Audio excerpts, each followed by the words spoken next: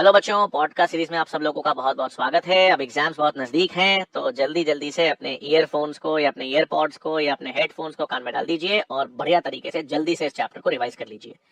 तो आज हमारा जो पॉडकास्ट सीरीज है वो मॉलिक्यूलर बेसिस ऑफ इनहेरिटेंस है, यानी वंशागति का आणविक आधार का वन शॉट है। चैप्टर बड़ा है, बट आसानी से पढ़िएगा, सुनिएगा, समझिएगा और रिवाइज कीजिएगा।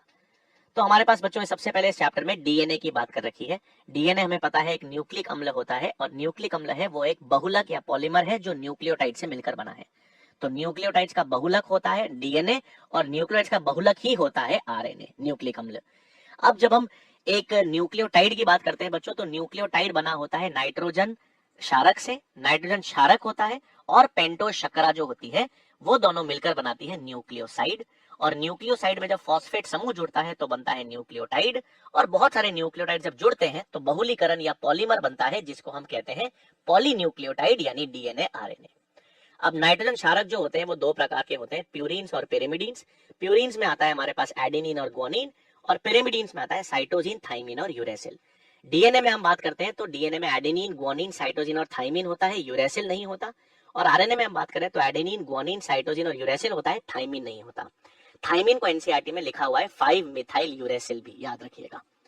फिर हम पेंटोज शर्करा की बात करते हैं तो पेंटोज शर्करा दो प्रकार की होती है, राइबोज शर्करा और डीऑक्सीराइबोज शर्करा। डीऑक्सीराइबोज शर्करा के दूसरे कार्बन पर H होता है, OH नहीं होता जो राइबोज शर्करा में होता है। राइबोज शर्करा आरएनए में होती है, डीऑक्सीराइबोज शर्करा डीएनए में होती है। तो जब ये नाइट्रोजन क्षारक और पेंटोज शर्करा मिलकर क्या बनाते हैं, न्यूक्लियोसाइड, तो इसमें जो बंध बनता है वो बीटा एन ग्लाइकोसिडिक बंध बनता है। और इसमें जब हम फॉस्फेट समूह जोड़कर न्यूक्लियोटाइड बनाते हैं तो फॉस्फोएस्टर बंध बनता है।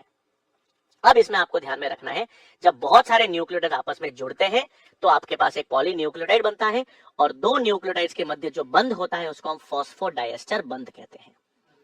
अब इसमें आपके पास ये तो एक रासायनिक संरचना हो गई डीएनए आरएनए की। अब हमारे पास इसमें सबसे पहले आती है, जब हम डीएनए की बात करते हैं तो डीएनए की द्विकुंडलित संरचना आती है जो वाटसन एंड क्रिक ने दी थी, और 1953 में उनको नोबेल पुरस्कार से सम्मानित भी किया गया था, वाटसन एंड क्रिक को।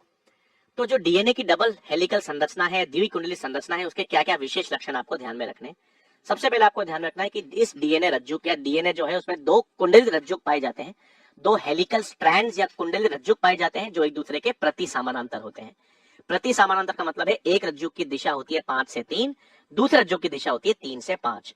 5 डैश कार्बन पे हमेशा फॉस्फेट होगा, 3 डैश कार्बन पे हमेशा OH होगा। ये दोनों रज्जुक आपस में प्रति समानांतर या एंटी पैरेलल होते हैं। फिर दूसरा लक्षण जो होता है कि इसमें जो डीएनए की जो बैकबोन है, जो रीढ़ की हड्डी है, वो शुगर फॉस्फेट से बनी होती है, और शुगर फॉस्फेट से बनी होती है यानी उसमें फॉस्फोडाइएस्टर बंध शामिल होते हैं। और जो नाइट्रोजन क्षारक है वो इस बैकबोन के लंबवत होते हैं लेकिन अंदर की ओर पाए जाते हैं।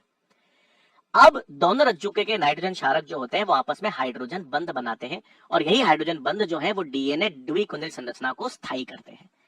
इसमें चारगाफ का एक क्षारक संपूरकता का नियम काम करता है, जिसमें एडेनिन थाइमिन के साथ हाइड्रोजन बंध बनाता है, 2 हाइड्रोजन बंध बनाता है, और ग्वानिन और साइटोसिन के मध्य 3 हाइड्रोजन बंध होते हैं। तो एडेनिन हमेशा थाइमिन के साथ जोड़ा बनाता है, और ग्वानिन जो है वो हमेशा साइटोसिन के साथ जोड़ा बनाता है। इसको क्षारक संपूरकता का नियम कहते हैं। इसके दो फायदे हैं, अगर आपको एक रज्जु का क्रम दे रखा हो तो आप दूसरे रज्जु का क्रम ज्ञात कर सकते हो, क्योंकि ए टी के साथ जुड़ेगा, जी सी के साथ जुड़ेगा। और कोई भी एडेनिन का प्रतिशत अगर आपको दे रखा हो या किसी भी एक नाइट्रोजन क्षारक का प्रतिशत दे रखा हो तो आप किसी भी दूसरे का प्रतिशत ज्ञात कर सकते हैं। जैसे अगर आपको एडेनिन का प्रतिशत दे रखा है 30% और आपसे पूछा जाए ग्वानिन का प्रतिशत कितना होगा, तो एडेनिन अगर 30% है तो थाइमिन भी 30 होगा, तो 30 और 30 60 हो गए, बचे कितने 40।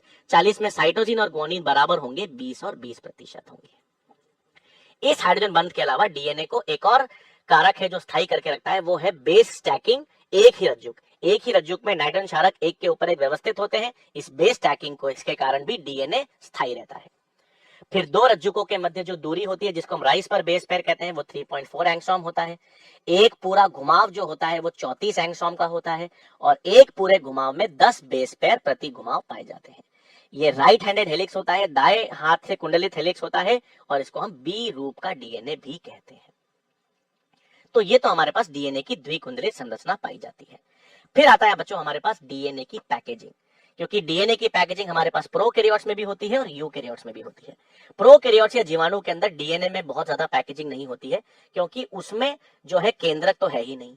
तो जो डीएनए है वो वृत्ताकार होता है, द्विरज्जुक होता है और वो कोशिका द्रव्य के क्षेत्र में पाया जाता है, जिसको हम न्यूक्लियोइड या केंद्रक आप कहते हैं। हिस्टोन प्रोटीन्स नहीं पाए जाते हैं। दूसरे क्षारीय प्रोटीन्स जो होते हैं वो डीएनए को लूप के रूप में अरेंज रखते हैं।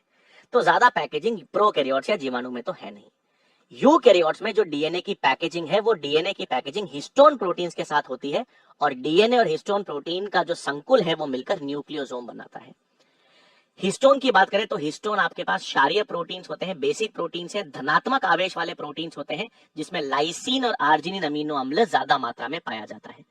ये हिस्टोन्स जो है वो डीएनए से जुड़ते हैं। वैसे 5 प्रकार के हिस्टोन्स होते हैं, उसमें से 4 हिस्टोन्स जो है H2A, H2B, H3 और H4, 4 हिस्टोन्स और चारों हिस्टोन्स के दो अणु मिलकर एक हिस्टोन अष्टक बनाते हैं, हिस्टोन ऑक्टामर बनाते हैं और इस हिस्टोन अष्टक पर डीएनए लगभग 2 बार घुमा रहता है।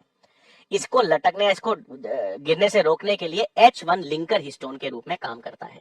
इस डीएनए हिस्टोन संरचना को ही न्यूक्लियोसोम कहा जाता है। एक न्यूक्लियोसोम में 200 बेस पेयर डीएनए पाए जाते हैं और ये न्यूक्लियोसोम क्रोमैटिन की पुनरावृत्त इकाई होता है, रिपीटिंग यूनिट्स।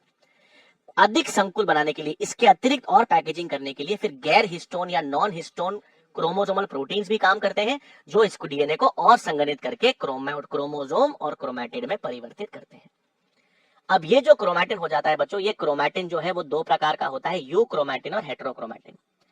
यू क्रोमैटिन का और हेटेरोक्रोमैटिन में अंतर यह है बच्चों कि जब डीएनए और हिस्टोन संकुल बंद रूप में हो, बहुत दृढ़ता से जुड़े हुए हो, जो गहरा अभिरंजित हो और जो अनुलेखन के रूप से निष्क्रिय हो, उसको हम हेटेरोक्रोमैटिन कहते हैं। जिसमें डीएनए हिस्टोन खुले रहते हैं, ओपन फॉर्म ऑफ क्रोमैटिन होता है, जो हल्का अभिरंजित होता है, जो अनुलेखन के रूप से सक्रिय होता है, उसको यू क्रोमैटिन कहा जाता है। फिर हमारे पास यहां पर आता है बच्चों एक केंद्रीय सिद्धांत या सेंट्रल डॉगमा जो क्रिक ने दिया था। सेंट्रल डॉगमा जो क्रिक ने दिया था वो ये कहता है कि डीएनए आनुवांशिक पदार्थ के रूप में काम करता है, डीएनए ज्यादा स्थायी होता है और क्योंकि डीएनए ज्यादा स्थायी होता है वो आनुवांशिक पदार्थ के संग्रहालय के रूप में काम करता है। ये डीएनए आगे कोड करता है आरएनए को और डीएनए जब आरएनए को कोड करता है तो उसको अनुलेखन या ट्रांसक्रिप्शन कहते हैं और उसमें से जो एमआरएनए है वो आगे चलकर प्रोटीन को कोड करता है, जिसको हम स्थानांतरण या ट्रांसलेशन कहते हैं। मतलब डीएनए की जो आनुवांशिक सूचना है वो एमआरएनए के माध्यम से प्रोटीन में जाती है। ये सेंट्रल डॉगमा है।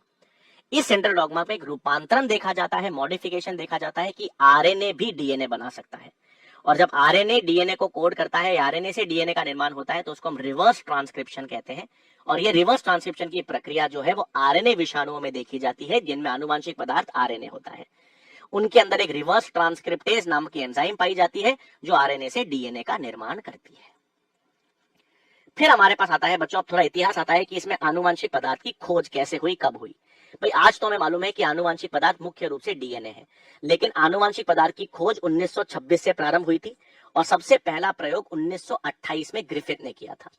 तो ग्रिफिथ का रूपांतरण सिद्धांत या ट्रांसफॉर्मेशन एक्सपेरिमेंट आता है 1928 में। ग्रिफिथ ने स्ट्रेप्टोकोकस निमोनिया नामक जीवाणु पर काम किया था। इस जीवाणु के 2 प्रभेद या 2 स्ट्रेन थे, आर स्ट्रेन और एस स्ट्रेन। आर स्ट्रेन जो होता है उसके बाहर कोई श्लेष्मा या पॉलीसैकेराइड का आवरण नहीं होता है, इस कारण वो रोग रहित होता है, रोगजनक नहीं होता। एस शाइनी या स्मूथ स्ट्रेन जो होता है उसके बाहर एक पॉलीसैकेराइड या श्लेष्मा का आवरण होता है, कैप्सूल जिसे हम कहते हैं, और इस कारण वो रोगजनक होता है, विरुलेंट होता है। तो ग्रिफिथ ने प्रयोग यह किया कि जब उन्होंने चूहे पर इंजेक्शन किए जीवाणु के, जब उन्होंने आर स्ट्रेन जीवाणु चूहे में डाला तो चूहे को कोई प्रभाव नहीं पड़ा। जब उन्होंने एस स्ट्रेन जीवाणु में चूहे में डाला तो चूहा मर गया, सामान्य ऑब्जर्वेशन। जब उन्होंने ताप निष्क्रिय करके एस स्ट्रेन जीवाणु को चूहे में डाला तो ताप निष्क्रिय के कारण एस स्ट्रेन निष्क्रिय हो गया और चूहा बच गया। लेकिन चौथे में जब उन्होंने ताप निष्क्रिय एस स्ट्रेन और आर स्ट्रेन जीवाणु का मिश्रण डाला तो उन्होंने देखा चूहा मर जाता है। इसका मतलब उन्होंने ये निष्कर्ष निकाला कि कोई तो ऐसा पदार्थ है जो ताप निष्क्रिय एस स्ट्रेन जीवाणु से निकलकर आर स्ट्रेन में जाता है और आर स्ट्रेन जीवाणु को रूपांतरित करता है एस स्ट्रेन जीवाणु में। तो आर स्ट्रेन जीवाणु को एस स्ट्रेन जीवाणु में रूपांतरित करने वाला पदार्थ ट्रांसफॉर्मिंग सब्सटेंस था जो ग्रिफिथ ने कहा था। लेकिन ग्रिफिथ ये साबित नहीं कर पाए कि रूपांतरित पदार्थ है क्या। हमें तो मालूम है डीएनए, लेकिन ग्रिफिथ साबित नहीं कर पाए। तो ये रूपांतरित पदार्थ का जैव रासायनिक प्रवृत्ति क्या है, बायोकेमिकल नेचर क्या है, उस पर प्रयोग किए एवरी, मैक्लॉइड और मैकार्थी ने 1933 से 1944। उन्होंने ये प्रमाणित किया कि जो रूपांतरित पदार्थ की बात ग्रिफिथ कर रहे थे वो एक्चुअल में रासायनिक रूप से डीएनए ही है। भाई उनको शक था कि या तो रासायनिक या तो रूपांतरण सिद्धांत या ट्रांसफॉर्मिंग सब्सटेंस या तो डीएनए होगा या आरएनए होगा या प्रोटीन होगा। तो उन्होंने एक एंजाइमेटिक तकनीक का इस्तेमाल किया जिसमें उन्होंने प्रोटीन को तोड़ने वाली प्रोटीएजेस, आरएनए को तोड़ने वाली आरएनएजेस और डीएनए को तोड़ने वाली डीएनएजेस का यूज किया। जब उन्होंने प्रोटीएजेस का प्रयोग किया, प्रोटीन टूटा, फिर भी रूपांतरण चलता रहा, मतलब प्रोटीन रूपांतरित पदार्थ नहीं है। उन्होंने आरएनएजेस का इस्तेमाल किया, आरएनए टूटा, फिर भी रूपांतरण चलता रहा, मतलब आरएनए भी रूपांतरित पदार्थ नहीं है। जब उन्होंने डीएनएजेस का इस्तेमाल किया जिससे डीएनए टूटा और रूपांतरण की प्रक्रिया रुक गई, इससे यह निष्कर्ष निकला कि रूपांतरित पदार्थ डीएनए है। फिर 1952 में हर्शी एंड चेज ने प्रयोग के द्वारा, एक्सपेरिमेंट के द्वारा व्यापक रूप से, यूनिवर्सली, सार्वत्रिक रूप से यह प्रूव कर दिया कि डीएनए ही आनुवांशिक पदार्थ है। तो डीएनए ही आनुवांशिक पदार्थ है, ये किसने प्रूव किया? हर्शी एंड चेज ने। किस वर्ष में? 1952 में। किस ऑर्गेनिज्म का प्रयोग किया था उन्होंने? जीवाणु भोजी का प्रयोग किया था, बैक्टीरियोफेजेस वायरसेस का। किस तकनीक का इस्तेमाल किया? विकिरण सक्रिय तकनीक इस्तेमाल की, जिसमें उन्होंने P32 और S35 रेडियो आइसोटोप्स लिए, और विकिरण सक्रिय तकनीक थी, और P32 और S35 लिए। अब उन्होंने वायरसेस को लिया बच्चों। विषाणु में बाहर प्रोटीन आवरण होता है और डीएनए होता है। उनको यह साबित करना था कि जब वायरस जीवाणु को संक्रमित करता है, तो यदि वायरस अपने प्रोटीन कोड के द्वारा संक्रमण उत्पन्न करेगा तो प्रोटीन आनुवांशिक पदार्थ होना चाहिए। यदि वायरस अपने डीएनए के द्वारा जीवाणु को संक्रमित करेगा तो डीएनए आनुवांशिक पदार्थ होना चाहिए। तो उन्होंने कुछ विषाणुओं के प्रोटीन को S35 से लेबल कर दिया और कुछ विषाणुओं के डीएनए को P32 से रेडियो लेबल कर दिया। जब संक्रमण करवाया, ब्लेंडिंग करवाई, अपकेंद्रण किया, तो उन्होंने देखा कि S35 की विकिरण सक्रियता तो जीवाणु कोशिका के बाहर सुपरनेटेंट में है, जबकि P32 की विकिरण सक्रियता जीवाणु कोशिका के भीतर पैलेट में है। तो उन्होंने ये निष्कर्ष निकाला कि वायरस का डीएनए ही जीवाणु के भीतर जाकर संक्रमण उत्पन्न करता है, इसलिए आनुवांशिक पदार्थ डीएनए ही होता है। अब जब यह तय हो गया कि आनुवांशिक पदार्थ डीएनए है, तो आनुवांशिक पदार्थ या डीएनए के विशिष्ट लक्षण क्या होने चाहिए? तो सबसे पहला विशेष लक्षण जो किसी भी आनुवांशिक पदार्थ में होना चाहिए, वो अपनी कॉपी बनाना चाहिए, उसमें प्रतिकृतिकरण होना चाहिए, उसमें गुणन करने की क्षमता होनी चाहिए। तो वो तो केवल डीएनए और आरएनए में होती है, प्रोटीन्स में प्रतिकृतिकरण की क्षमता, रेप्लिकेट करने की क्षमता नहीं होती है। लेकिन डीएनए आरएनए में से ज्यादा स्थायी, ज्यादा स्टेबल डीएनए होता है। डीएनए ज्यादा स्टेबल क्यों होता है आरएनए से? इसके 3 कारण हैं। पहला कारण तो शर्करा है। डीऑक्सीराइबोस शर्करा में सेकंड कार्बन पर हाइड्रोजन होता है, वो ज्यादा स्थायी होता है सेकंड कार्बन में OH के जो राइबोस में मिलता है। दूसरा, डीएनए में थाइमीन है, जो थाइमीन ज्यादा स्टेबल होता है यूरेसिल से। और तीसरा, डीएनए में हाइड्रोजन बंध होते हैं जो डीएनए को, 2 रज्जु को ज्यादा स्टेबल बनाते हैं। तो ज्यादा स्टेबल होने के कारण डीएनए बेहतर आनुवांशिक पदार्थ है आरएनए की तुलना में। तीसरा, आनुवांशिक पदार्थ में थोड़े बहुत परिवर्तन तो होने चाहिए, क्योंकि जब वो थोड़े बहुत परिवर्तन या विविधता दिखाएगा तभी जो जैव विकास में, एवोल्यूशन में कंट्रीब्यूट करेगा।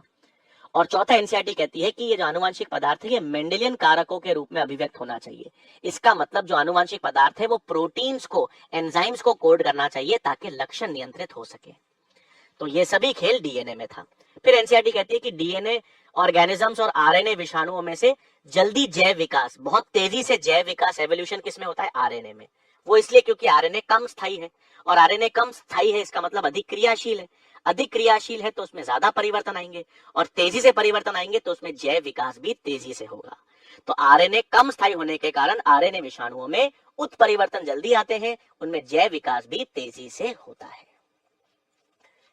फिर हमारे पास आता है बच्चों आरएनए संसार। अब भले ही प्रमुख आनुवांशिक पदार्थ डीएनए है, वर्तमान में ज्यादा स्थायी डीएनए है, लेकिन जब जीवन की उत्पत्ति हुई थी, जीवन की उत्पत्ति के दौरान सबसे पहला आनुवांशिक पदार्थ जो था वो आरएनए था।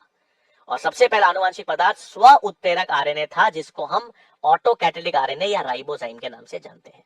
फिर धीरे धीरे जब एंजाइम्स या प्रोटीन्स का निर्माण होने लगा, जब लगा कि डीएनए ज्यादा स्थायी है, तो आरएनए की तुलना में डीएनए मुख्य आनुवांशिक पदार्थ बन गया। लेकिन पहला आनुवांशिक पदार्थ आरएनए था, और आज भी काफी विषाणुओं में आनुवांशिक पदार्थ आरएनए ही है। फिर आता है बच्चों हमारे पास डीएनए प्रतिकृतिकरण की विधि। जब हम डीएनए प्रतिकृतिकरण की बात करते हैं, डीएनए रेप्लिकेशन की बात करते हैं, तो हम कहते हैं एक डीएनए से जब नया डीएनए बनता है तो हम प्रतिकृतिकरण कहते हैं। अब डीएनए प्रतिकृतिकरण में क्या होता है कि जो डीएनए के 2 रज्जुक हैं, वो दोनों रज्जुक अलग अलग होते हैं, और अलग अलग रज्जुक नया रज्जुक बनाते हैं। तो एक डीएनए से जब 2 नए डीएनए बनते हैं, जो पुत्री डीएनए बनता है, उसमें एक रज्जुक तो जनक पुराना आता है और एक रज्जुक नया संश्लेषित होता है। तो नए डीएनए में एक रज्जुक जनक से आ रहा है, पुराना है, और एक रज्जुक नया संश्लेषित हो रहा है। इसको हम अर्ध संरक्षणीय प्रतिकृतिकरण कहते हैं, सेमी कॉन्जर्वेटिव रेप्लिकेशन कहते हैं। सेमी कॉन्जर्वेटिव रेप्लिकेशन हर जीव में देखा जाता है, प्रोकैरियोट्स और यूकैरियोट्स। और इसका सबसे पहले विचार, इसका सबसे पहला आइडिया जो था वो क्रिक ने दिया था, लेकिन एक्सपेरिमेंटल प्रूफ, प्रायोगिक प्रमाण जो है वो मेसलसन एंड स्टाल ने दिया था। तो मेसलसन एंड स्टाल ने 1958 में यह प्रमाणित किया कि डीएनए रेप्लिकेशन सेमी कॉन्जर्वेटिव होता है। उन्होंने किन जीवों पर प्रयोग किए? ई कोलाई जीवाणु पर प्रयोग किए। उनकी तकनीक थी सीजियम क्लोराइड घनत्व प्रवणता अपकेंद्रण, डेंसिटी ग्रेडियंट सेंट्रीफ्यूगेशन, और आइसोटोप समावेयी थे भारी और हल्के नाइट्रोजन। भारी नाइट्रोजन N15, हल्का नाइट्रोजन N14 है, घनत्व में अंतर के आधार पर। तो इस तकनीक से उन्होंने ये प्रूव किया प्रायोगिक रूप से कि डीएनए रेप्लिकेशन अर्ध संरक्षणीय होता है, सेमी कॉन्जर्वेटिव होता है। यूकैरियोट्स के अंदर भी डीएनए रेप्लिकेशन सेमी कॉन्जर्वेटिव होता है। इसका प्रयोग जो था वो टेलर ने किया था, वो भी 1958 में किया था। उन्होंने अपने प्रयोग किए विसिया फाबा। विसिया फाबा पादप है, यानी बीन्स पादप है, और विकिरण सक्रिय थाइमिडीन, रेडियो एक्टिव थाइमिडीन के द्वारा यह प्रमाणित किया कि यूकैरियोट्स में भी डीएनए रेप्लिकेशन अर्ध संरक्षणीय या सेमी कॉन्जर्वेटिव होता है। फिर एनसीईआरटी कहती है कि डीएनए प्रतिकृतिकरण की क्रियाविधि कैसे होती है। तो डीएनए प्रतिकृतिकरण की क्रियाविधि अगर आपको याद हो तो यूकैरियोट्स के अंदर डीएनए प्रतिकृतिकरण एस अवस्था में होता है। अब डीएनए रेप्लिकेशन जो है वो किसी के लिए जो प्रमुख एंजाइम है, डीएनए को रेप्लिकेट करने वाली, डीएनए की कॉपी बनाने में जो मुख्य एंजाइम होती है वो डीएनए पॉलीमरेज होती है। वो डीएनए रज्जुक पर गति करती है और डीएनए का निर्माण करती है। डीएनए का निर्माण करती है इसलिए डीएनए पॉलीमरेज है, और डीएनए रज्जुक पे गति कर रही है तो डीएनए पर निर्भर डीएनए पॉलीमरेज है, डीएनए डिपेंडेंट डीएनए पॉलीमरेज है। ये एंजाइम के दो विशेष लक्षण है। एक तो ये बहुत तेज दर से प्रतिकृतिकरण करती है और सटीक तरीके से करती है, बिना गलती किए, क्योंकि ये एंजाइम अगर गलतियां करेगी प्रतिकृतिकरण के दौरान तो उत्परिवर्तन की संभावना हो जाती है। दूसरा एनसीईआरटी पॉइंट कहता है कि जब डीएनए प्रतिकृतिकरण होता है तो गुणसूत्र पर कहीं मर्जी कहीं से भी चालू हो जाता है? नहीं, यादृच्छिक रूप से प्रतिकृतिकरण नहीं होता। गुणसूत्र के हमेशा एक विशिष्ट बिंदु से प्रतिकृतिकरण चालू होता है, और जिस विशिष्ट बिंदु से प्रतिकृतिकरण चालू होता है उसको ओराई स्थल कहते हैं, ओरिजिन ऑफ रेप्लिकेशन। जीवाणु प्रोकैरियोट्स में तो एक ही होता है, यूकैरियोट्स में कई सारे ओराई स्थल होते हैं क्योंकि गुणसूत्र बहुत बड़ा होता है। फिर आपको ध्यान में रखना है बच्चों, जब प्रतिकृतिकरण होगा, डीएनए डिपेंडेंट डीएनए पॉलीमरेज जब प्रतिकृतिकरण करेगी तो हमेशा 5 से 3' दिशा में ही करेगी। नया न्यूक्लियोटाइड हमेशा 3' सिरे पर ही जोड़ती है। 5 से 3' दिशा में प्रतिकृतिकरण होता है, 3 से 5' दिशा में नहीं होता। अब प्रॉब्लम यह है कि दोनों रज्जुक प्रति समानांतर होते हैं, और दोनों रज्जुक प्रति समानांतर है तो एक रज्जुक तो सतत रूप से संश्लेषित होता है जिसको लीडिंग रज्जुक कहते हैं, और दूसरा रज्जुक भी होगा तो 5 से 3 दिशा में संश्लेषित, लेकिन वो असतत रूप से होगा, उसको लैगिंग कहेंगे। तो एक सतत रूप से संश्लेषित होता है, एक असतत रूप से संश्लेषित होता है, इसे हम लोग सेमी डिसकंटिन्यूअस, अर्ध असतत प्रतिकृतिकरण भी कहते हैं। और जो असतत संश्लेषण होता है उसमें जो छोटे छोटे डीएनए के खंड होते हैं उनको ओकाजाकी खंड कहते हैं, जिनको आगे चलकर डीएनए लाइगेज जोड़ देती है। तो ये प्रतिकृतिकरण की क्रियाविधि एनसीईआरटी में दे रखी है। फिर प्रतिकृतिकरण के बाद हमारे पास नेक्स्ट आता है अनुलेखन या ट्रांसक्रिप्शन। अनुलेखन या ट्रांसक्रिप्शन का मतलब है जब डीएनए से आरएनए का निर्माण होता है। डीएनए से आरएनए का निर्माण होता है अनुलेखन में, और इसमें एंजाइम जो काम करती है वो डीएनए पर निर्भर लेकिन आरएनए पॉलीमरेज एंजाइम है।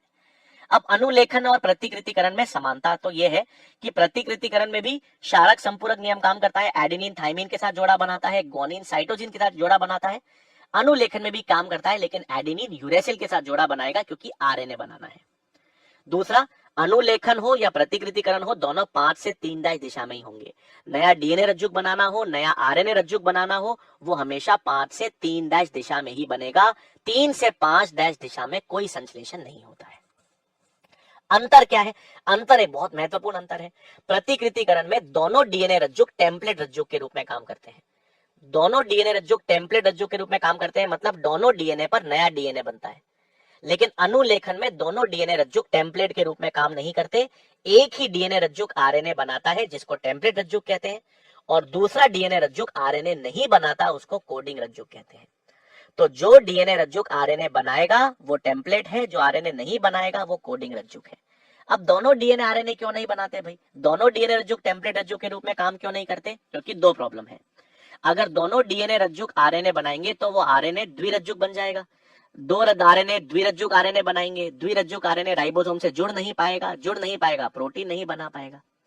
दूसरा, मान भी लो कि दोनों आरएनए रज्जुक आपस में ना भी जुड़े, तो दोनों आरएनए रज्जुक से अलग अलग प्रोटीन बनेगा, और एक जीन से दो अलग अलग प्रोटीन बनेंगे, तो सिस्टम को समझ नहीं आएगा कौन सा प्रोटीन रखना है, किसको नहीं रखना है। तो वो अनुवादन की प्रक्रिया, ट्रांसलेशन की मशीनरी को जटिल बना देगा। इसलिए जो डीएनए रज्जुक आरएनए बनाता है वो आपके पास टेम्पलेट है, जो नहीं बनाता वो कोडिंग रज्जुक है। फिर अनुलेखन इकाई आती है। अनुलेखन इकाई में तीन संरचनाएं आती है आपके पास: उन्नायक या प्रमोटर, समापक या टर्मिनेटर, और संरचनात्मक जीन। उन्नायक यानी प्रमोटर है, समापक यानी टर्मिनेटर है। इन दोनों की दिशा कोडिंग रज्जुक के आधार पर तय होती है, क्योंकि कोडिंग रज्जुक के 5 डैश सिरे पर आपको उन्नायक मिलेगा और कोडिंग रज्जुक के 3 डैश सिरे पर आपको समापक मिलेगा। मतलब संरचनात्मक जीन के आगे की ओर अपस्ट्रीम आपको प्रमोटर मिलेगा और डाउनस्ट्रीम नीचे की ओर आपको समापक मिलेगा। ये प्रमोटर जो है ये अनुलेखन की प्रारंभ में काम करता है, और जो समापक है वो अनुलेखन के समापन में काम करेगा। अब हम अनुलेखन की प्रक्रिया विस्तार से पढ़ते हैं जीवाणु या प्रोकैरियोट्स में, और फिर उसकी तुलना किससे करते हैं? उसकी तुलना हम करते हैं यूकैरियोट से। तो जीवाणु या प्रोकैरियोट्स में अनुलेखन की बात करें तो अनुलेखन के 3 पद होते हैं: प्रारंभन होता है, दीर्घीकरण होता है और समापन होता है। इनिशिएशन है, एलोंगेशन है और टर्मिनेशन है। सबसे पहला आता है प्रारंभन। प्रारंभन में क्या होता है कि आरएनए पॉलीमरेज एंजाइम जो है, आरएनए पॉलीमरेज प्रमोटर क्षेत्र या उन्नायक क्षेत्र पर जुड़ती है, लेकिन उन्नायक क्षेत्र पर जुड़ने के लिए उसको एक अस्थायी रूप से सिग्मा कारक की जरूरत पड़ती है। तो आरएनए पॉलीमरेज अस्थायी रूप से सिग्मा कारक से जुड़ती है, और वो सिग्मा कारक उसको प्रमोटर क्षेत्र पर जुड़ने में मदद करता है। इसका मतलब सिग्मा कारक प्रारंभन में काम कर रहा है, इसलिए उसको प्रारंभन कारक कहते हैं। प्रारंभन होने के बाद सिग्मा कारक का काम खत्म, एंजाइम सिग्मा कारक से पृथक हो जाती है। अब यही आरएनए पॉलीमरेज हाइड्रोजन बंध तोड़ती है और टेम्पलेट रज्जुक पर गति करती है, और जैसे जैसे वो टेम्पलेट रज्जुक पर गति करती है, संपूरकता के आधार पर आरएनए का संश्लेषण होता है। ये दीर्घीकरण का पद है। ये दीर्घीकरण तब तक चलता रहेगा बच्चों जब तक संरचनात्मक जीन का अंत नहीं आ जाता।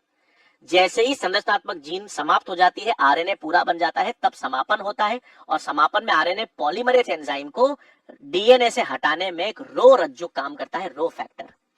रो फैक्टर को समापक कारक कहते हैं, क्योंकि एंजाइम को डीएनए से हटाकर समापन में काम करता है। तो रो कारक जो है वो समापक कारक है, जो अस्थायी रूप से आरएनए पॉलीमरेज से जुड़ता है समापन के दौरान। सिग्मा कारक प्रारंभन कारक है, जो अस्थायी रूप से जुड़ता है प्रारंभन के कारण।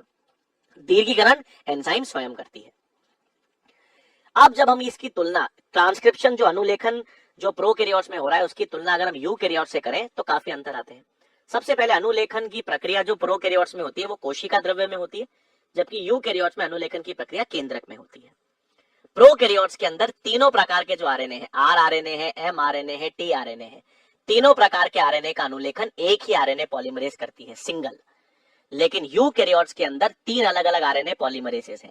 आरएनए पॉलीमरेज 1 जो होती है वो आर आरएनए का अनुलेखन करती है, आरएनए पॉलीमरेज 2 जो होती है वो एचएन आरएनए, एम आरएनए का अनुलेखन करती है, और आरएनए पॉलीमरेज 3 जो है वो टी आरएनए, एसएन आरएनए और 5S आर आरएनए का अनुलेखन करती है।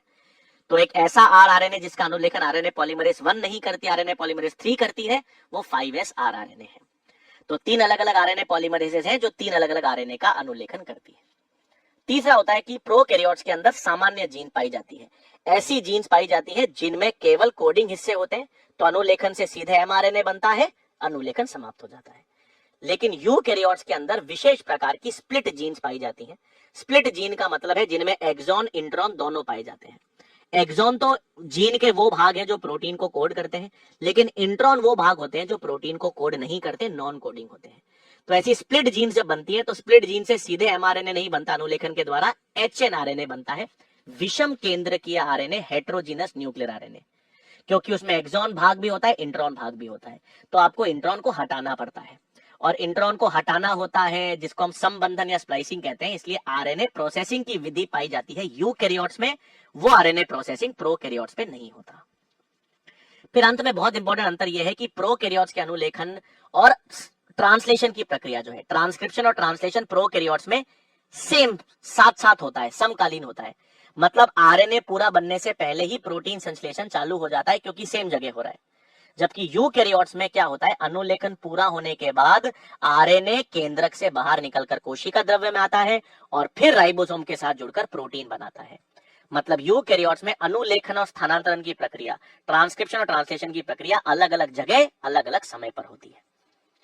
इसका मतलब यूकैरियोट्स के अंदर एक नई प्रक्रिया आती है, आरएनए प्रोसेसिंग, जो अनुलेखन के साथ साथ चलती है। तो इस आरएनए प्रोसेसिंग में 3 पद होते हैं बच्चों, आच्छादन, कैपिंग, पुंछन, टेलिंग और संबंधन यानी स्प्लाइसिंग। आच्छादन में क्या होता है, जो एचएनआरएनए के 5 डाई सिरे पर मिथाइल गोनोसिन ट्राइफॉस्फेट जुड़ता है 5 डाई सिरे पर। पुंछन में या बहु एडिनरीकरण में क्या होता है, 3 डाई सिरे पर 250 से 300 एडिनिन समूह जुड़ते हैं। और संबंधन या स्प्लाइसिंग जो होता है उसमें इंट्रॉन्स को हटाया जाता है और एक्सॉन्स को जोड़ दिया जाता है। तो इंट्रॉन्स को हटाकर एक्सॉन्स को जोड़ने वाली प्रक्रिया संबंधन या स्प्लाइसिंग होती है। तो ये तीनों पद किसमें शामिल होते हैं, आरएनए प्रोसेसिंग, और ये यूकैरियोट्स के अंदर ही देखा जाता है। इस संबंधन या स्प्लाइसिंग में जो आरएनए काम करता है उसको हम एसएनआरएनए कहते हैं, स्मॉल न्यूक्लियर आरएनए कहते हैं। फिर हमारे पास डीएनए का प्रतिकृति हमने देख लिया, डीएनए से आरएनए का निर्माण देख लिया, अनुलेखन। फिर अब क्या करना है बच्चों, अब जो एमआरएनए बना है उस एमआरएनए से हमको प्रोटीन्स बनाने हैं। लेकिन प्रॉब्लम क्या है कि एमआरएनए पर तो न्यूक्लियोटाइड का क्रम होता है और प्रोटीन में अमीनो अम्ल पाए जाते हैं। तो अब हम चाहते हैं कि जो न्यूक्लियोटाइड का क्रम है जो एमआरएनए पर है वो प्रोटीन को कोड करे, अमीनो अम्ल को कोड करे। तो न्यूक्लियोटाइड का क्रम अमीनो अम्ल को कोड करने के लिए हम पढ़ते हैं आनुवांशिक कूट या जेनेटिक कोड के बारे में। अब आनुवांशिक कूट पे गेमो ने हमको सबसे पहले बताया, गेमो एक फिजिसिस्ट थे, उन्होंने ये बताया कि भाई न्यूक्लियोटाइड तो 4 प्रकार के होते हैं, एडिनिन होता है, ग्वानिन होता है, साइटोसिन होता है, थाइमिन या यूरेसिल होता है। 4 प्रकार के न्यूक्लियोटाइड होते हैं, लेकिन 20 अलग अलग प्रकार के अमीनो अम्ल होते हैं जो प्रोटीन बनाते हैं। तो कुल मिलाकर ये 4 प्रकार के न्यूक्लियोटाइड्स ही किसे कोड करने चाहिए, 20 प्रकार के अमीनो अम्लों को। ये तभी संभव है जब 3-3 न्यूक्लियोटाइड्स का समूह एक अमीनो अम्ल को कोड करे, जिसको हम कहते हैं 4 की पावर 3 64 कोडॉन्स बने। मतलब जो कोड बनना चाहिए, जो कोडॉन बनना चाहिए, वो 3 न्यूक्लियोटाइड्स के संकुल से बनना चाहिए, 3 न्यूक्लियोटाइड के क्रम से बनना चाहिए। तो वो 3 न्यूक्लियोटाइड का क्रम जो एमआरएनए पर मिलेगा और जो अमीनो अम्ल को कोड करेगा उसे ही कोडॉन कहा जाता है। तो कोडॉन कहां पर मिलेगा, एमआरएनए पर मिलेगा। क्या है, 3-3 न्यूक्लियोटाइड्स का क्रम है और क्या कर रहा है, अमीनो अम्ल को कोड कर रहा है। तो ये आपके पास आनुवांशिक कोड का बेस होता है। इसमें कई सारे वैज्ञानिक थे जिन्होंने आनुवांशिक कोड में अपना योगदान दिया। हरगोविंद खुराना ने अपना योगदान दिया, ओकोवा ने अपना योगदान दिया, और निरनबर्ग और मैथाई ने तो अर्थ निकाला इस आनुवांशिक कोड का कि कौन सा कोड किस अमीनो अम्ल को कोड करता है। अब इसमें आनुवांशिक कोड के कुछ विशिष्ट लक्षण है। सबसे पहला लक्षण है कि आनुवांशिक कोड लगभग सार्वत्रिक होता है, नियरली यूनिवर्सल है। सार्वत्रिक का मतलब है कि मान लो एक कोडॉन है यू कोडॉन फिनाइलएलेनिन को कोड करता है, तो जीवाणु में भी यू फिनाइलएलेनिन को कोड करेगा, कवक में भी यू फिनाइलएलेनिन को कोड करेगा, पादपों में भी कोड करेगा और जंतुओं में भी करेगा। मतलब जीवाणु से लेकर मानव तक सभी जीवों में एक कोडॉन सेम अमीनो अम्ल को कोड करता है। लेकिन इसमें कुछ अपवाद होते हैं, जैसे माइटोकॉन्ड्रिया है या कुछ प्रोटोजोआ है, उसमें आनुवांशिक कोड में अपवाद होते हैं, बाकी सब में सार्वत्रिक होता है। दूसरा होता है कि आनुवांशिक कोड जो होता है वो अपहासित होता है। अपहासित यानी डीजेनरेट। आप सोचो कुल कोडॉन्स कितने हैं, 64, अमीनो अम्ल कितने हैं, 20। मतलब कोडॉन्स बहुत ज्यादा है अमीनो अम्ल से। तो अगर कोडॉन ज्यादा है तो एक से ज्यादा कोडॉन एक अमीनो अम्ल को कोड करता है। तो जब एक से अधिक कोडॉन एक अमीनो अम्ल को कोड करता है तो उसको अपहासित कहते हैं। जैसे यू भी फिनाइलएलिन को कोड करता है, यूसी भी फिनाइलएलिन को कोड करता है, GAA भी ग्लूटामेट को कोड करता है, GAG भी ग्लूटामेट को कोड करता है। तो एक से अधिक कोडॉन्स एक अमीनो अम्ल को कोड करते हैं, ये अपहासित है। फिर आता है बच्चों आनुवांशिक कोड विशिष्ट होता है, असंदिग्ध होता है। मतलब एक कोडॉन हमेशा एक ही अमीनो अम्ल को कोड करेगा। आज GAG कितनी बार भी आए, कहीं पर भी आए, कभी भी आए, GAG ग्लूटामेट को ही कोड करेगा। GUG कभी भी आए, कहीं पर भी आए, कितनी बार भी आए, वो हमेशा वेलिन को ही कोड करेगा। यू कितनी बार भी आए, कहीं पर भी आए, हमेशा फिनाइलएलेनिन को ही कोड करेगा। तो एक कोडॉन हमेशा ही एक विशिष्ट अमीनो अम्ल को कोड करता है। फिर आपके पास स्टार्ट कोडॉन और स्टॉप कोडॉन आते हैं। स्टार्ट कोडॉन यानी प्रारंभिक कोडॉन है, जहां से प्रोटीन संश्लेषण चालू होता है, वो AUG है।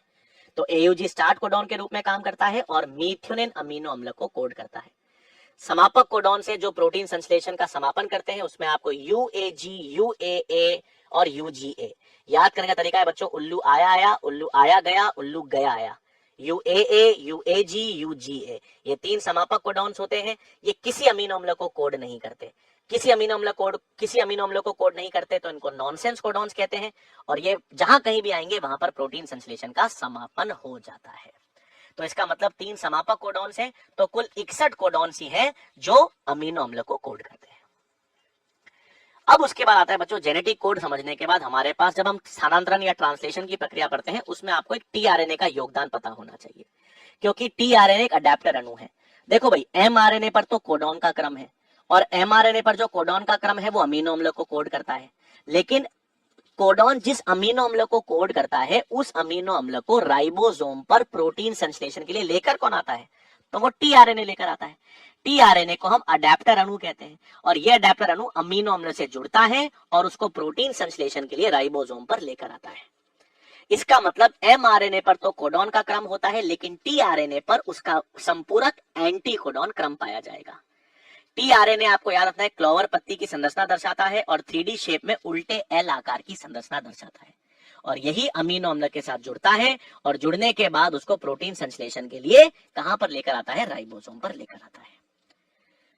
तो जो प्रोटीन संश्लेषण है बच्चों, ट्रांसलेशन है, उसमें आपको उससे पहले 2 चीजें आनी चाहिए। एक बिंदु उत्परिवर्तन, पॉइंट म्यूटेशन होता है, और एक फ्रेम शिफ्ट म्यूटेशन होता है। जो पॉइंट म्यूटेशन है, बिंदु उत्परिवर्तन होता है, इसका मतलब है उसमें एक न्यूक्लियोटाइड में परिवर्तन आता है, एक न्यूक्लियोटाइड का प्रतिस्थापन होता है। इसलिए पॉइंट म्यूटेशन को, बिंदु उत्परिवर्तन को हम प्रतिस्थापन उत्परिवर्तन भी कहते हैं, क्योंकि एक न्यूक्लियोटाइड के स्थान पर कोई दूसरा न्यूक्लियोटाइड आ जाता है। जैसे सिकल सेल एनीमिया में हो रहा था, सिकल सेल एनीमिया में GAG की जगह GUG आ जाता है, एडेनिन के स्थान पर यूरेसिल आ जाता है। तो एक न्यूक्लियोटाइड के स्थान पर जब कोई दूसरा न्यूक्लियोटाइड आ जाता है तो उसको हम बिंदु उत्परिवर्तन या प्रतिस्थापन उत्परिवर्तन कहते हैं। दूसरा होता है फ्रेम शिफ्ट म्यूटेशन, वाचन प्रधार उत्परिवर्तन। ये निवेशन या विलोपन उत्परिवर्तन है। इंसर्शन या डिलीशन म्यूटेशन है, क्योंकि इसमें एक या एक से ज्यादा न्यूक्लियोटाइड्स या तो जुड़ते हैं, एक या एक से न्यूक्लियोटाइड या हट जाते हैं। इसका मतलब है जिस बिंदु पे न्यूक्लियोटाइड जुड़ेंगे या जिस बिंदु पे न्यूक्लियोटाइड हट जाएंगे, उसके आगे का पूरा क्रम बदल जाता है, पूरा का पूरा क्रम परिवर्तित हो जाता है। ये फ्रेम शिफ्ट म्यूटेशन में होता है। अब जब हम ट्रांसलेशन या प्रोटीन संश्लेषण की बात करते हैं, तो ट्रांसलेशन हमको पता है, प्रोटीन संश्लेषण राइबोसोम्स पे देखा जाता है, और राइबोसोम्स पे तब देखा जाएगा जब एमआरएनए का रज्जुक राइबोसोम की छोटी उपिकाई से जुड़ता है। तो ट्रांसलेशन के दौरान आपको सबसे पहला बिंदु याद रखना है कि जो एमआरएनए रज्जुक है वो राइबोसोम की छोटी उपिकाई से जुड़ता है। अब एमआरएनए पर कोडॉन क्रम होंगे। जैसे मैंने कहा, एमआरएनए पर स्टार्टिंग कोडॉन कहां से होगा? AUG से। AUG किसे कोड करेगा? मीथियोनिन को। तो मीथियोनिन को टीआरएनए राइबोसोम पर लेकर आएगा। फिर नेक्स्ट कोडॉन होता है, मैंने कहा GAG। नेक्स्ट कोडॉन किसे कोड करेगा? ग्लूटामेट को। ग्लूटामेट को राइबोसोम पर कौन लेकर आएगा? टीआरएनए लेकर आएगा। तो टीआरएनए राइबोसोम को, या टीआरएनए अमीनो अम्ल के साथ जुड़कर उसको राइबोसोम पर लेकर आता है। लेकिन प्रोटीन तो तब बनेगा जब अमीनो अम्ल के मध्य आपस में पेप्टाइड बंध बनेंगे। तो पेप्टाइड बंध का उत्प्रेरण राइबोसोम की बड़ी उपिकाई करती है 50S। राइबोसोम की बड़ी उपिकाई में 23S rRNA होता है, जिसको पेप्टिडाइल ट्रांसफरेज कहते हैं, और यही 23S rRNA या पेप्टिडाइल ट्रांसफरेज पेप्टाइड बंध का उत्प्रेरण करता है। आरएनए है जो एंजाइम के रूप में काम कर रहा है, राइबोजाइम का उदाहरण है। तो आपके पास पेप्टाइड बंध का निर्माण हो गया जो राइबोसोम की बड़ी उपिकाई में, और ये प्रोटीन संश्लेषण तब तक चलेगा जब तक समापक कोडॉन नहीं आ जाता। समापक कोडॉन आते ही रिलीज फैक्टर्स या RF काम करते हैं जो प्रोटीन संश्लेषण का समापन कर देते हैं। फिर इसमें आता है बच्चों स्थानांतरण इकाई और यूटीआर, यानी ट्रांसलेशन यूनिट, और यूटीआर का मतलब है अनट्रांसलेटेड रीजन्स। देखिए, एमआरएनए पर स्टार्ट कोडॉन से लेकर स्टॉप कोडॉन तक का जो क्रम है, स्टार्ट कोडॉन से लेकर स्टॉप कोडॉन तक का जो क्रम है वो तो प्रोटीन का निर्माण कर रहा है। स्टार्ट कोडॉन से पहले यानी 5 डैश सिरे पर, और स्टॉप कोडॉन के बाद यानी 3 डैश सिरे पर, यहां पर हमारे पास वो क्रम होते हैं जो प्रोटीन का निर्माण नहीं करते, जो अमीनो अम्लों को कोड नहीं करते, वो अनट्रांसलेटेड रीजन्स कहलाते हैं। ये यूटीआर भले ही प्रोटीन का निर्माण नहीं करते हैं, भले अमीनो अम्लों को कोड नहीं करते हैं, लेकिन स्थानांतरण की कुशलता के लिए जरूरी होते हैं। फिर आता है बच्चों यहाँ पे हमारे पास जीन अभिव्यक्ति का नियमन, या जिसे हम कहते हैं regulation of gene expression. Gene अभिव्यक्ति का सिंपल सा मतलब है बच्चों, जब जीन काम कर रही है या जब जीन प्रोटीन बना रही है, मतलब डीएनए के अनुलेखन से आरएनए बनता है, आरएनए या एमआरएनए के स्थानांतरण से या ट्रांसलेशन से प्रोटीन बनता है, तो उसको हम कहते हैं ट्रांसक्रिप्शन, और ट्रांसलेशन को हम जीन अभिव्यक्ति कहते हैं। तो जीन का प्रोटीन बनाना या अनुलेखन और अनुवादन की प्रक्रिया को हम जीन अभिव्यक्ति कहते हैं। तो हम चाहते हैं कि जीन अभिव्यक्ति नियमित रहे, क्योंकि हम चाहते हैं कि जीन से जब प्रोटीन बनता है, डीएनए से जब प्रोटीन बनता है, तो उसके लिए ऊर्जा खर्च होती है, और हर ऑर्गेनिज्म के पास सीमित ऊर्जा है। सीमित ऊर्जा है तो वो ये चाहेगा कि प्रोटीन का निर्माण भी नियमित रहे। तो जीन अभिव्यक्ति किस पर निर्भर करती है? वो वातावरण पे निर्भर करती है, जीव के उपापचय पे निर्भर करती है, जीव के कार्यकी पे निर्भर करती है। तो कार्यकी, उपापचय और वातावरण किसको नियंत्रित करते हैं? जीन अभिव्यक्ति को नियंत्रित करते हैं। अब जब हम यूकैरियोट्स की बात करते हैं बच्चों, तो यूकैरियोट्स में जीन अभिव्यक्ति का नियमन 4 स्तर पर हो सकता है। अनुलेखन के स्तर पे हो सकता है, बिल्कुल सही, ट्रांसक्रिप्शन के स्तर पर। फिर आपके पास आरएनए प्रोसेसिंग संबंधन के स्तर पर हो सकता है, स्प्लाइसिंग के स्तर पर। तीसरा, जब एमआरएनए केंद्रक से कोशिका द्रव्य में आता है तब एक्सपोर्ट पे हो सकता है। और चौथा, जब प्रोटीन संश्लेषण होता है, स्थानांतरण होता है, तो उसके स्तर पर। तो यूकैरियोट्स में हम 4 स्तर पर अनुलेखन जीन अभिव्यक्ति का नियमन कर सकते हैं। अनुलेखन के स्तर पर, संबंधन आरएनए प्रोसेसिंग के स्तर पर, आपके पास एमआरएनए एक्सपोर्ट जब आता है केंद्रक से कोशिका द्रव्य में तब, और प्रोटीन संश्लेषण के स्तर पर। लेकिन प्रोकैरियोट्स की बात करें तो केवल जो नियमन है वो अनुलेखन के स्तर पर ही हो सकता है, क्योंकि एमआरएनए एक्सपोर्ट होता नहीं और अनुलेखन और स्थानांतरण साथ साथ चलता है। तो प्रोकैरियोट्स में, जीवाणु में जीन अभिव्यक्ति का नियमन के लिए हम जो एक मॉडल पढ़ते हैं वो प्रचालक मॉडल है, जिसको हम ओपेरॉन मॉडल कहते हैं। ओपेरॉन मॉडल जो है उसमें हम लैक ओपेरॉन या लैक्टोज ओपेरॉन पढ़ते हैं। ओपेरॉन या प्रचालक का मतलब है बच्चों, इसमें संरचनात्मक जीन्स का समूह होता है, 3, 4, 5 कुछ भी हो सकती है। ऐसी जीन्स का समूह होता है, ऐसी संरचनात्मक जीन्स का समूह होता है जो मिलकर, साथ मिलकर एक उपापचय में काम करती है। यानी जब हम लैक प्रचालक की बात करते हैं तो लैक प्रचालक में 3 संरचनात्मक जीन्स होती है, lac Z, lac Y, lac ए।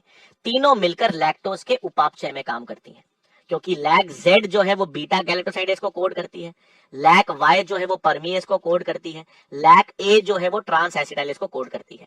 तो ये तीनों एंजाइम्स मिलकर क्या करती है? लैक्टोज के उपापचय में काम करती है।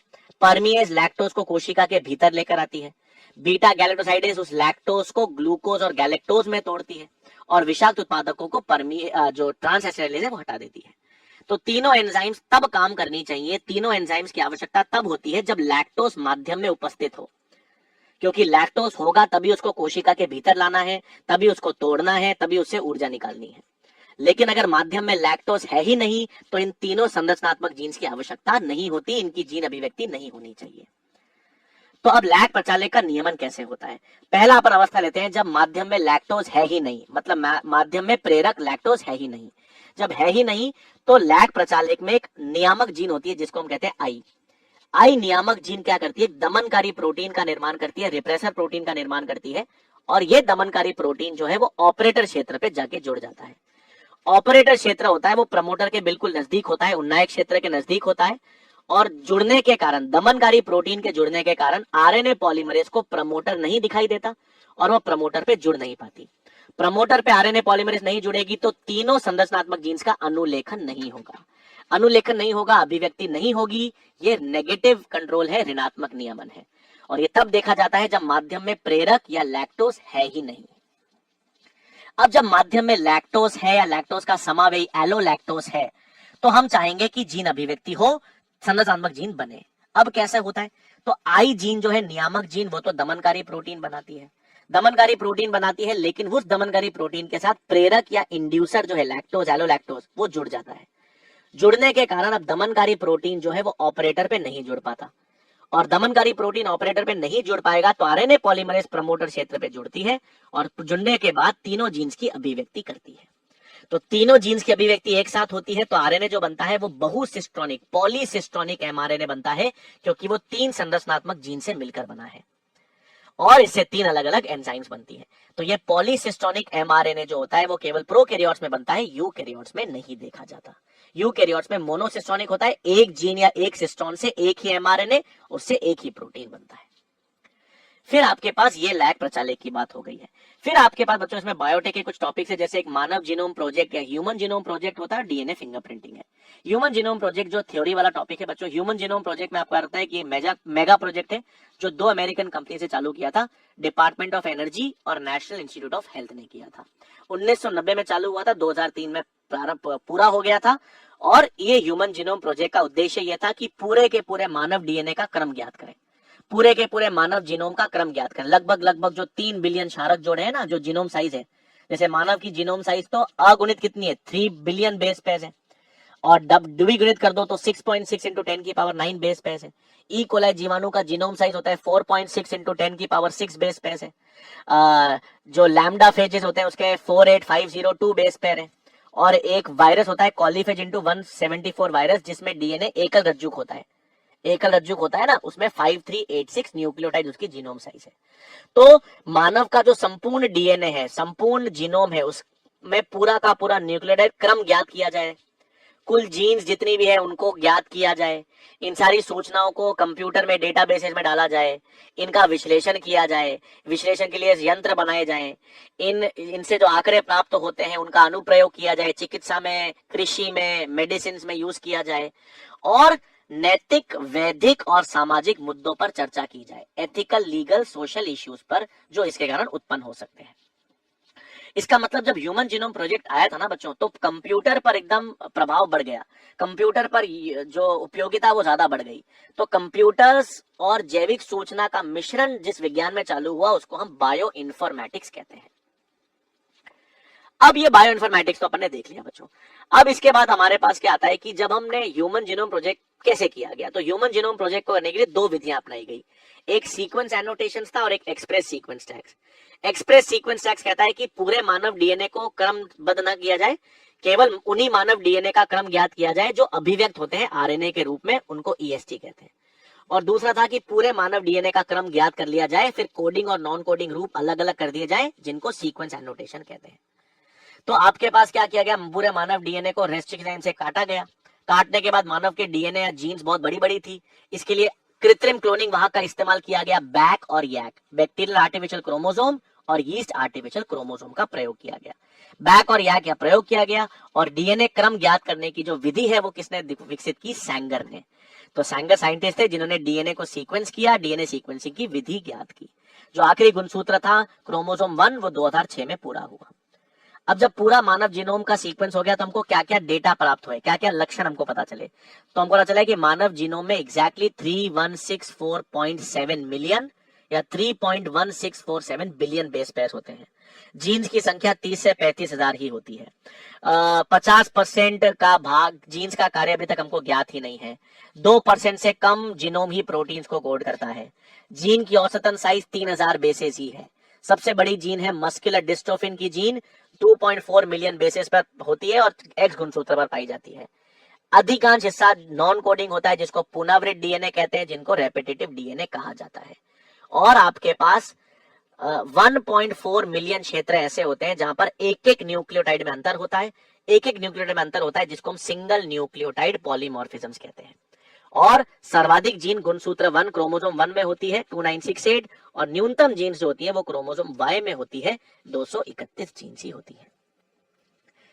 इसके बाद बच्चों सैटेलाइट डीएनए, रेपिटेटिव डीएनए की बात एनसीईआरटी में कर रखी है। आपको इतना याद रखना है कि जो नॉन कोडिंग डीएनए है, जो अधिकांश डीएनए है हमारा अधिकांश डीएनए है जो नॉन कोडिंग है, जो कोड नहीं करता है, वो से हम क्या कहते हैं, सैटेलाइट डीएनए, रेपिटेटिव डीएनए। तो जो सैटेलाइट डीएनए है या पुनरावृत्त डीएनए है वो नॉन कोडिंग है। पुनरावृत्त क्यों कहते हैं, क्योंकि इसमें न्यूक्लियोटाइड्स की अलग अलग पुनरावृत्ति रिपीट्स होती है। और सैटेलाइट इसलिए है क्योंकि जब अपन डीएनए का अपकेंद्रण करते हैं तो इसका घनत्व मुख्य डीएनए से अलग आता है, सैटेलाइट अलग बना देता है। अब ये सैटेलाइट डीएनए या नॉन कोडिंग डीएनए जो है, पुनरावृत्त डीएनए, ये नॉन कोडिंग है। तो इसका प्रयोग कहां करते हैं, इसका प्रयोग होता है डीएनए अंगुली छापन में, डीएनए फिंगरप्रिंटिंग में। डीएनए फिंगरप्रिंटिंग ये कहता है बच्चों कि हर व्यक्ति में 99.9% डीएनए तो एक समान है। आप, मैं, हम सब जितने व्यक्ति हैं यहाँ पर, हम सब में 99.9% डीएनए बिल्कुल सेम है। केवल अंतर 0.1% डीएनए का अंतर है। और कोडिंग हिस्सा तो बिल्कुल सेम है आपके और मेरे में। इंसुलिन बनाने वाली जीन, मायोसिन बनाने वाली जीन, हीमोग्लोबिन बनाने वाली जीन, प्रोटीन को कोड करने वाली सभी जीन्स तो सेम है। कोडिंग हिस्सा तो सभी व्यक्तियों में सेम है, केवल अंतर नॉन कोडिंग भाग में आता है। तो जब व्यक्तियों में अंतर आता है तो वो हमेशा नॉन कोडिंग भाग में आता है जो 0.1% है, और नॉन कोडिंग भाग है मतलब सैटेलाइट डीएनए या पुनरावृत्त डीएनए में आता है। तो ये पुनरावृत्त डीएनए ही किसका आधार है, डीएनए फिंगरप्रिंटिंग का आधार है। डीएनए फिंगरप्रिंटिंग का जो सिद्धांत है वो किस पे आधारित है, इस पुनरावृत्त डीएनए या ये जो रेपिटेटिव डीएनए है इसका क्रम ज्ञात करने में, क्योंकि यही हर व्यक्ति में अंतर अलग अलग होता है।